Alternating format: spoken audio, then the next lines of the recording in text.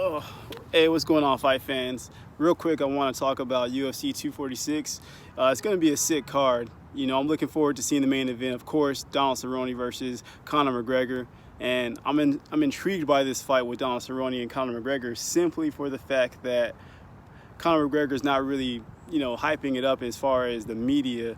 There's no spectacle with the Khabib situation or, with the Nate Diaz situation or Mayweather.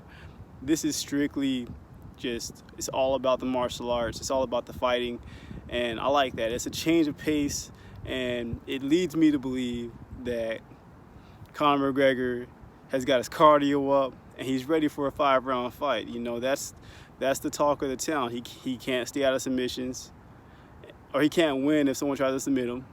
He can't get off the ground, apparently, but I disagree with that because, if I'm not mistaken, Chad Mendes really couldn't hold him down. But again, Chad Mendes says that fight was on short notice. That's a whole different story. Bottom line, Cerrone has the tool set to do the jiu-jitsu and submit him and do the takedowns. Seen that plenty of times. But I have a feeling that Conor McGregor, he's going to be able to stand up. Will he win the fight? I'm not ready to call that one yet. I reserve the right. It's still like a week and a half before that fight even happens. But today, I really want to focus on how great this card is. This card is probably, even though it's the first one, it's setting itself up to be one of the best fight cards of the year. From the early prelims through the preliminary fights to the main card. Macy Barber, Youssef, Andre Fili, Anthony Pettis, a lot of names, but more so than that, if you just look at the fighting records, you can see that it's either going to be, you have some matches that are strictly going to be, ground matches, and you have some matches that are going to be, straight slugfest. And for the early prelims, I'm calling out one guy, Ode Osbourne.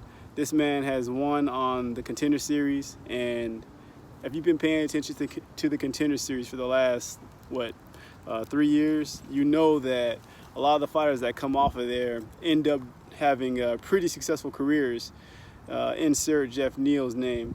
But there's a couple others too that they might not be having as much success as Jeff Neal, but their names are on the map and they're moving, putting in work, and they're putting in time. So in the bantamweight weight class, you have Ode Osbourne, new blood.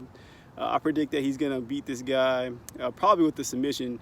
He's 6-2, and a lot of times it's with submission. But he has hands, he has grappling, so we'll see how that goes.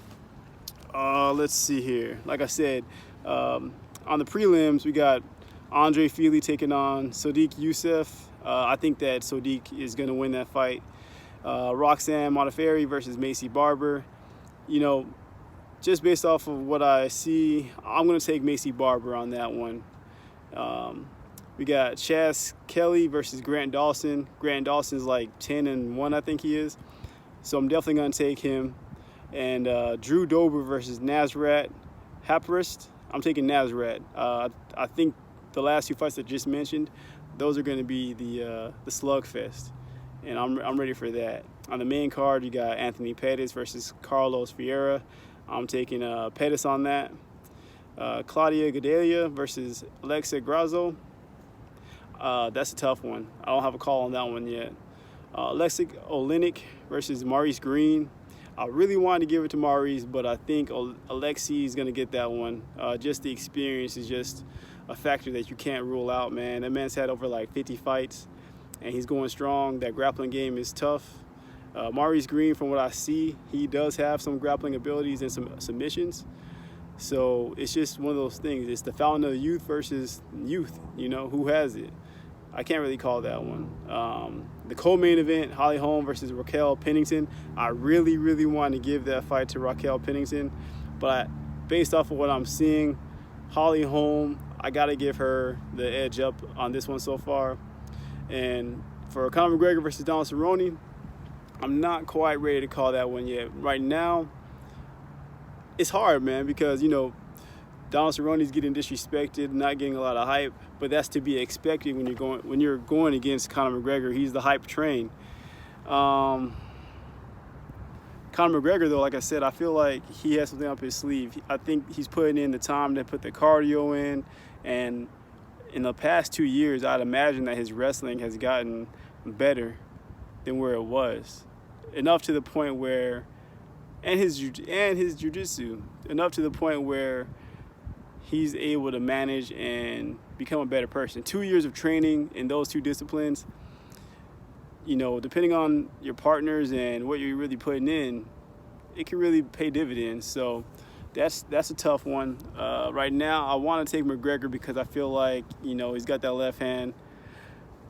Even though it's a 5-round fight at 170, and the critics, they kind of want Cerrone to win. They kind of say Cerrone's built to win this fight because it's at a heavier weight class. I just don't see that being the ultimate end-all be-all to give it to Cerrone. The main reason why this fight is at 170 is because we are right after the holidays. No one wants to cut weight when you have Thanksgiving and Christmas and then turn around and have a fight, you know, a few weeks later. It doesn't make any sense to be at 155. That's why it's at 170. It's not a big mystery. I don't know why so many people are trying to figure out why 170. Look, if you train martial arts, if you don't want to cut weight or you don't want to cut weight, if you do or you don't, it doesn't really matter. At the end of the day, if you're in the practice room, you're going to fight and you're not going to gas out. It just depends on who you're going against. So when I look at Cerrone style versus Conor style, you know, hell, it could come down to a straight decision, and that would make it the fight of the night, a decision. But, if that happens, people will be mad. You know how it goes, 5-round fights. I had him winning the second, I had him winning the third, but, you know, the judges, yeah. So I'm ready for this one. I'm ready for that main fight. You know, we still have some time, so I'm not going to sit on that as the final count. But for right now, I'm going to give it to Conor right now. Anyway, let me know what you guys are thinking. Don't forget, early prelims, Ode Osbourne. That's the fighter that's going to stand out right now. And let me know what you guys think. And UFC 246, man, we got some time, but let's talk about it. I'm out.